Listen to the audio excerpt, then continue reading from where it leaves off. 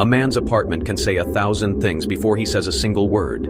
It can say, "I barely made room for you," or it can say, "I knew you were coming, and I wanted this place to feel different because you matter." I believe the most romantic apartment is not the biggest, newest, or most expensive.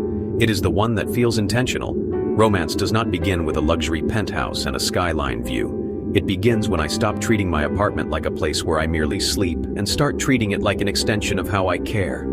It begins when I understand that the woman walking through my door is not inspecting my square footage. She is feeling my energy. Does my space feel calm? Does it feel clean? Does it feel safe? Does it feel like I made an effort? That is the real first impression. I do not need to become somebody else. I do not need to turn my apartment into a furniture showroom or cover every surface in roses. I simply need to create an atmosphere that says, I am present, I am thoughtful, I know how to make room for beauty. The first rule of romance is simple: no amount of candlelight can negotiate with a dirty bathroom. I start with a real reset, not the kind where I push clutter into a closet and hope nobody notices. I clean the apartment as if I am preparing it for my own peace, because I am. I pick up clothes. I clear old mail. I wash dishes. I take out the trash. I wipe down counters. I sweep or vacuum the floor. I make the bed. I put away anything that makes the room feel unfinished. I believe clutter is a conversation killer.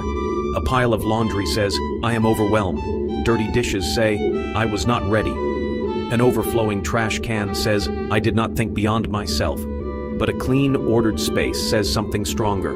I have enough control over my life to welcome you into it. That does not mean my apartment must be flawless. It means it should feel cared for. I pay special attention to the bathroom. I clean the sink, mirror, toilet, and floor. I put out a fresh hand towel. I make sure there is soap, toilet paper, and a clean trash can. I remove anything that feels overly personal, chaotic, or neglected. A clean bathroom is not glamorous, but it is one of the clearest signs that I thought about her comfort before she arrived. I believe romance is built on details nobody posts online. The next move is lighting. Harsh overhead lighting can make even a beautiful apartment feel like a waiting room. I do not need darkness, but I need softness. I turn off the brightest lights and let lamps, warm bulbs, string lights, or soft indirect lighting do the work. Then I add candles, and with intelligence. The U.S. Fire Administration recommends keeping candles at least 12 inches away from anything that can burn, using sturdy holders, and putting candles out whenever I leave the room, leave home, or go to sleep. I take that seriously. I use only a few candles, place them on stable surfaces, and keep them far from curtains, bedding, papers, flowers, and anything that could catch fire. I do not need to turn my apartment into a fire scene to make it romantic. 2 or 3 well-placed candles can create more atmosphere than 20 careless ones. If I want the visual warmth without the open flame, I use flameless candles. They still create a glow. They still make the room feel intentional. And if I am planning to spend time in the bedroom later, I avoid leaving lit candles there. Romance should never become a safety hazard. I believe the goal is not darkness. The goal is warmth. I want her to be able to see my face. I want us to see each other laugh. I want the room to feel softer, not hidden. Music is emotional architecture. Before she arrives, I create the playlist. I do not hand the evening over to random advertisements, aggressive songs, or whatever my app decides to play next.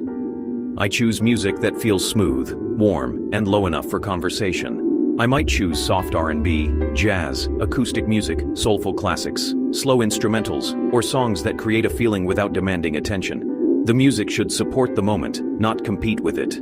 I believe a great playlist does not scream romance. It whispers it. The first songs can be relaxed and welcoming while we settle in. Later, the music can become slower, more intimate, or more personal. Maybe I include one song that makes me think of her, but I do not announce it like a dramatic speech. I let the song do what songs do, and I keep the volume low enough that we never have to raise our voices. The most romantic sound in the room should still be the conversation. Scent can make an apartment feel unforgettable, but it can also ruin the night if I overdo it. I do not spray enough cologne, air freshener, incense, or scented candles to make the room feel like a department store fragrance aisle. I want the apartment to smell clean first. Fresh laundry, a clean kitchen, subtle soap, a lightly scented candle, or a simple diffuser can be enough. I believe clean is the most attractive scent. If I use fragrance, I choose one direction. Maybe warm vanilla, light citrus, sandalwood, clean linen, lavender, or something soft and subtle. I do not mix 5 different scents and accidentally create confusion in the air. I also make sure the apartment has fresh air. I open a window for a few minutes before she arrives if weather allows. I take the trash out. I do not cook anything so heavy or greasy that the apartment smells like it has been working harder than I have. The room should feel like a place she wants to breathe in. If I want the apartment to feel romantic, the living room becomes my opening scene. I straighten the couch. I fluff the pillows. I fold a soft blanket over the armrest or back of the couch. I clear the coffee table. I place a small tray with glasses, water, wine, sparkling water, or a simple snack. The blanket is not a trap. It is an invitation to comfort. That difference matters. I do not prepare the room with an assumption that the night must go a certain way. I prepare it so she feels relaxed and cared for. Maybe we sit close. Maybe we do not. Maybe we talk for hours. Maybe we laugh at something on television. Maybe we drink tea, share dessert, play music, or dance in the kitchen. I believe romance grows best in a room where nobody feels pressured to perform. I add one thoughtful detail: a small vase of flowers, a bowl of fruit, a book or magazine that reflects my interests, a framed photo that has meaning, or something that makes the space feel like mine, not staged, but lived in with intention. A woman does not need to walk into a museum. She wants to feel she's meeting the real man behind the door. The kitchen can either make me look prepared or expose every bad habit I hope nobody would notice. I clean it completely before she arrives. No old takeout containers, no dishes in the sink, no mystery smell in the refrigerator, no trash waiting for an audience. Then I decide whether I am cooking, ordering in, or creating something simple together. If I cook, I choose a meal I can handle confidently. I do not try a complicated recipe for the first time just because I want to impress her. I prepare as much as possible in advance. I want to be with her, not trapped at the stove having a private panic attack. If I order food, I plate it well. I do not leave it in plastic containers and call it a romantic dinner. I put it on real plates. I pour drinks into real glasses. I add a simple salad, warm bread, fruit, or dessert to make it feel more personal. I believe effort is more seductive than expense, and I make sure I am thoughtful about food preferences. I ask in advance, casually, "Is there anything you do not eat? What kind of food do you love?" The goal is not to guess perfectly. The goal is to show that I care enough to plan for her. If food has been sitting out, I handle it responsibly. USDA guidance says perishable food should be refrigerated within 2 hours at room temperature, or within 1 hour if temperatures are above 90 degrees Celsius. Romance is better when nobody gets sick afterward. If the evening may move beyond the living room, I still prepare the bedroom, but I prepare it with respect, not expectation. I make the bed properly. Fresh sheets matter. I clear the floor. I remove laundry. I straighten the nightstands. I make sure the room smells clean and feels comfortable. I adjust the temperature. I place water nearby. I ensure there is no chaos surrounding the bed. I believe a clean bedroom is not about seduction. It is about maturity. It says I respect myself enough to live in a space that feels peaceful, and I respect anyone I invite into it enough not to make them navigate clutter, odors, and disorganization. But the most important part is this: nothing about the room is a promise, demand, or assumption. I never confuse effort with entitlement. I do not create romance expecting access to her body or emotions. Consent is not a mood. It is clear, ongoing, and freely given. The most charismatic thing I can do is make her feel safe. I believe a woman relaxes most deeply around a man who respects her freedom. A romantic night at my apartment does not mean I stay in the same clothes I wore while running errands. I shower. I groom. I trim or style my beard if I have one.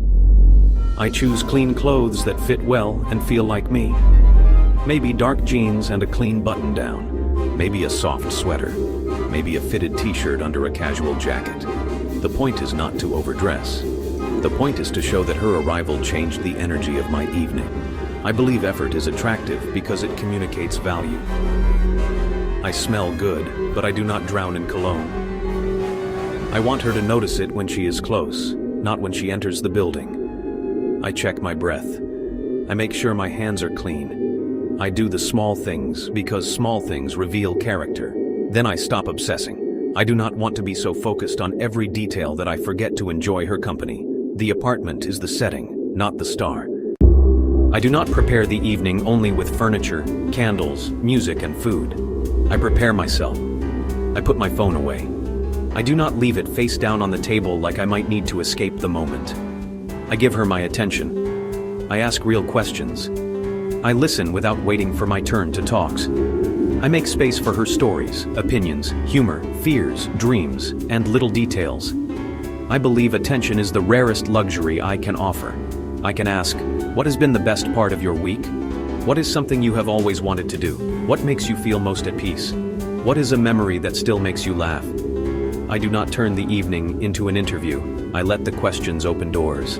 I share too. I do not hide behind charm. I let her see who I am, my values, my stories, my ambitions, my flaws, my sense of humor. Romance grows when two people feel real around each other, and I let the night have pauses. I do not fill every silence with noise because I am nervous. Sometimes a quiet glance, a slow sip of a drink, the music in the background, and the warmth of a room that feels safe can say more than a speech ever could. The most romantic evening does not need to end dramatically. Maybe we share dessert. Maybe we dance slowly in the kitchen. Maybe we sit on the balcony or by the window. Maybe we watch something light. Maybe we simply talk until the hours disappear. I do not rush the ending. I do not turn the night into a transaction. I let it unfold at a pace that feels mutual and comfortable. Before bed or before we leave a room, I extinguish every candle. Fire safety guidance is clear. Candles should be put out before I leave the room or go to sleep. I handle practical details without making them kill the mood. Then I remember what matters most. The most romantic apartment is not defined by its rent, size, furniture, or neighborhood. It is defined by the feeling I create inside it. A small apartment can feel like a private world when it is clean, warm, intentional, safe, and full of presence. I believe that is what a man's space should communicate. I know how to take care of myself. I know how to make room for someone else. I do not need extravagance to create beauty. And when you are here, I want you to feel valued. Not impressed, not pressured, but genuinely valued. That is romance. And it begins long before the doorbell rings. If you enjoyed this video, please like and subscribe.